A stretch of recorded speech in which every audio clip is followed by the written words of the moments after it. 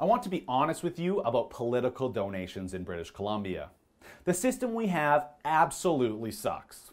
Currently, the laws have no limits to individual, corporate, or union donations, and Christy Clark and the governing BC Liberals take advantage of these lax laws and are able to fill quite a war chest full of cash each and every election.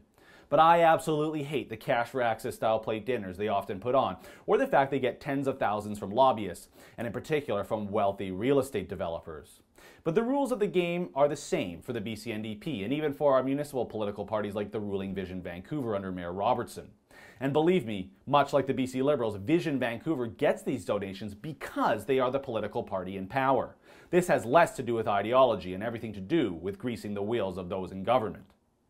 But this is the #1 issue that the BC Liberals and Premier Clark just do not want to talk about this election campaign.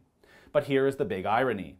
The NDP, who have decried the Liberal style of fundraising, recently had it revealed that they had accepted the single largest donation from one group, the United Steelworkers, totaling over $672,000 in 2016. That is the record for the largest donation in BC history in 1 year. And it comes after NDP leader John Horgan said this last month in the provincial legislature. The government has had years to end the corrosive influence of big money in our politics here in British Columbia. They could have followed through on legislation last spring when the House was sitting. They could have called the House last fall instead of giving us a 200-day hiatus. We could have addressed big money in politics before now. But what people are telling me is that big money distorts our politics. So my question through you, Honourable Speaker, to the Premier of British Columbia is, what will it take? What will it take for you to get big money out of the politics here in British Columbia?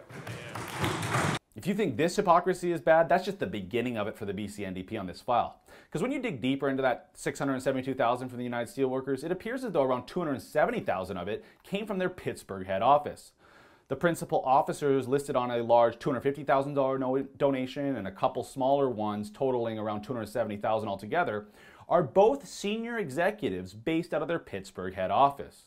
So not only are the BC NDP accepting the largest single donation in 1 year in BC history, in this case from an ideologically driven labor union, but around 40% of it is coming from outside of Canada, from the US, to interfere and influence this British Columbia election.